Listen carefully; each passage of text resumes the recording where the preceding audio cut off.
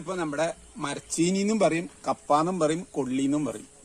പലയിടത്തും പല പേരാണ്. അത് ഞാൻ എൻ്റെ കൊള്ളി പറിക്കണതാണ് കാണിക്കാൻ പോണേ. അപ്പൊ കാണിക്കുന്നതിന് മുന്നേ ഞാൻ ഇതിനെ എങ്ങനെ നട്ടതെന്നും കൂടി പറഞ്ഞു തരാം കേട്ടോ. ആദ്യം തന്നെ ഞാൻ ചെയ്തിട്ടുള്ളത്, ഇതിനെ ഈ ജാതിൽ തിണ്ട് ആക്കിയതിന് ശേഷം പകുതിക്ക് മണ്ണായപ്പോ ചാരം ഇട്ടിട്ടുണ്ട്. ചാരം ഇട്ടതിന് ശേഷം കുറച്ചും കൂടി മണ്ണ് ഇട്ടതിന് ശേഷമാണ് ഈ കൊള്ളി കുത്തിയിട്ടുള്ളത്. ഈ കൊള്ളി കുത്തി ഒരു 1.5 മാസം കഴിഞ്ഞതിന് ശേഷം പൊടിപ്പൊക്കെ വന്ന് നല്ല ഡീസന്റ് ആയതിനു ശേഷം വീണ്ടും ആ പുല്ലൊക്കെ കളഞ്ഞും കാഞ്ഞിട്ട് ചാരം ഇട്ടു. ആ ചാരം ഇട്ടതിന് ശേഷം വീണ്ടും മണ്ണിടും കേട്ടോ. ആ മണ്ണിട്ടതിന് ശേഷം പിന്നെ നമ്മൾ നോക്കേണ്ട ആവശ്യമില്ല. അപ്പൊ നനയ്ക്കേണ്ട ആവശ്യം വരുന്നില്ല, അത് മുളച്ചുണ്ടാവും. അപ്പൊ അത് കഴിഞ്ഞതിന് ശേഷം നമുക്ക് ഈ സാധനം ഇപ്പൊ ഞാൻ വരുന്നത് ഇപ്പൊ പറിക്കാൻ വേണ്ടി എന്നും വരുന്നുണ്ട് പറമ്പിൽ, എന്നിരുന്നാലും പറിക്കാനാണ് ഞാനിപ്പോ ഇതിന് എടുക്കുന്നത്. പിന്നെ കൊള്ളി എന്ന് പറഞ്ഞ ഇന്നത്തെ കാലത്ത് ആകപ്പാടെ കിട്ടുന്നത് കൊള്ളിയും പൊട്ടി അറിയുള്ളൂ. കൊള്ളിയും പൊട്ടിയും തന്നെയല്ല, ഈ കൊള്ളി കൊണ്ട് നമുക്ക് ഒരു കാലത്ത് നമ്മൾ ഇന്ന് അരി ഭക്ഷണം കഴിക്കുന്നേക്കാളും ഡീസന്റ് ആയിട്ട് ആൾക്കാർ ഈ കൊള്ളി കൊണ്ട് ആഹാരങ്ങൾ ഉണ്ടാക്കി കഴിച്ചിട്ടുണ്ട്. അത് കഴിച്ചിട്ടുള്ള ആൾക്കാർക്ക് അറിയാൻ പറ്റും. പുട്ടുണ്ടാക്കാം. ഇത് ഉണക്കി വെച്ച് കഴിഞ്ഞാൽ അതിന്റെ വാട്ടക്കിഴങ്ങ് എടുത്ത് കഴിഞ്ഞാൽ നമുക്ക് വർഷക്കാലത്തോ എപ്പോഴും ആവശ്യം വരുന്നുണ്ടെങ്കിൽ അത് കറി വെക്കാം. അതും പോരാഞ്ഞിട്ട് പെട്ടെന്ന് തന്നെ നമുക്കൊരു വീട്ടിലൊരു കൊച്ചങ്ങള് കറി അല്ലെങ്കിൽ നമുക്ക് തന്നെ വിശപ്പെടുക്കണേ എന്തെങ്കിലും ചെയ്യാന്നുണ്ടെങ്കിൽ അതൊന്ന് വെള്ളത്തിൽ ഇട്ടുങ്ങാഞ്ഞിട്ട് കുതിർത്തി വേവിച്ചെടുത്ത് കഴിഞ്ഞിട്ടുണ്ടെങ്കിൽ നാളികേരം ശർക്കര ഇട്ടുങ്ങാഞ്ഞ് വിളയിച്ച് അതും തിന്നാം.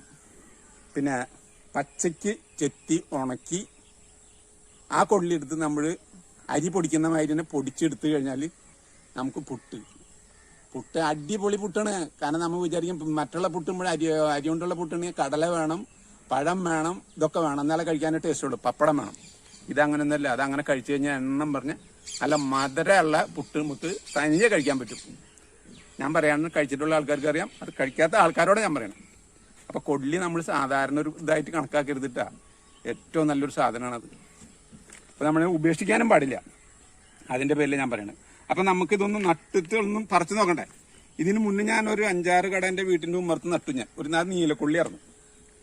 അതിമൊന്നുണ്ട് വന്നത് ഏതാണ്ട് പന പോലെ വന്നപ്പോ ഞാൻ വിചാരിച്ചത് ഒരു കട പറിച്ചു കഴിഞ്ഞാൽ അത്ര കിഴങ്ങുണ്ടാവുന്നു. എല്ലാം കഴിച്ചിട്ട് ഒന്നും ഉണ്ടാകുന്നില്ല. കട നല്ല വണ്ണുണ്ട്, കിഴങ്ങില്ല. കാരണം എന്താന്ന് വെച്ച് കഴിഞ്ഞാൽ അത് മൂത്ത തണ്ട് പറിച്ചിട്ടിട്ട് അതാ കുഴിച്ചിട്ടിരുന്നത്. അപ്പൊ അതിന്റെ പേരില് കൊള്ളി നമ്മൾ പറിച്ചു കഴിഞ്ഞാൽ അതിന്റെ പശ പോണതിന് മുമ്പ് പെട്ടെന്ന് തന്നെ നടാൻ നോക്കുന്നതാണ് എനിക്ക് പറയാനുള്ളത്. അപ്പൊ നമുക്കിതൊന്ന് പറിച്ചു നോക്കാം. ഇതിപ്പോ ശരിക്കും പറഞ്ഞാൽ പറിക്കാറില്ല. പറിക്കണം എന്നുണ്ടെങ്കിൽ ഇതിന്റെ മേലെ കായും അതൊക്കെ വരും.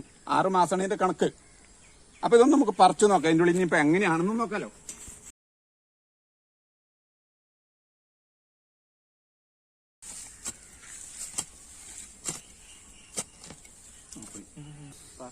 കണ്ട ലാസ്റ്റ് ഇട്ട ചാരാണ് ഈ കാണുക. കണ്ട ഇതാണ് ഈ ചാരം. കൊള്ളിക്ക് ചാരാണ് എപ്പോഴും ഇടാൻ പാടുള്ളൂ എന്നാണ് എന്റെ അച്ഛൻ പറഞ്ഞ് ഞാൻ കേട്ടിട്ടുള്ളത്.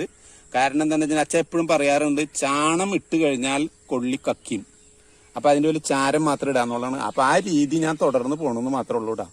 കാരണം എനിക്ക് ചാണം ഇട്ടാൽ അതിന് കക്കാണ്ട് കിട്ടുമോ എന്നുള്ളത് എനിക്കറിയില്ല. പക്ഷെ ഞാൻ ചാരം മാത്രമേ ഉപയോഗിക്കുന്നുള്ളൂ. അപ്പൊ അതങ്ങനെ.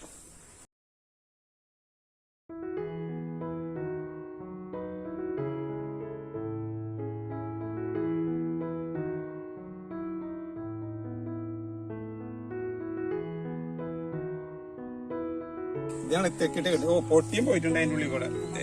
എവിടെ കിടക്കും? ഇവിടെ ഉണ്ട്. ഇവിടെ നിന്ന് പറിച്ചാൽ കിട്ടും.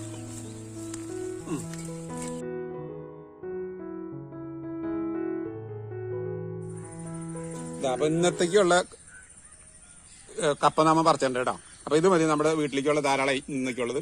പക്ഷെ എന്നിരുന്നാലും അങ്ങോട്ട് വിചാരിച്ച മതി കൂടുതൽ വലിപ്പം വന്നിട്ടില്ല. അപ്പൊ ബാക്കിയുള്ളത് അവിടെ നിന്നോട്ടെ. അപ്പൊ കുറച്ചും കൂടി നേരം കഴിഞ്ഞാൽ ഒന്നുകൂടി ആയോന്ന് നോക്കാം. പക്ഷെ മൂപ്പായിട്ടുണ്ട്.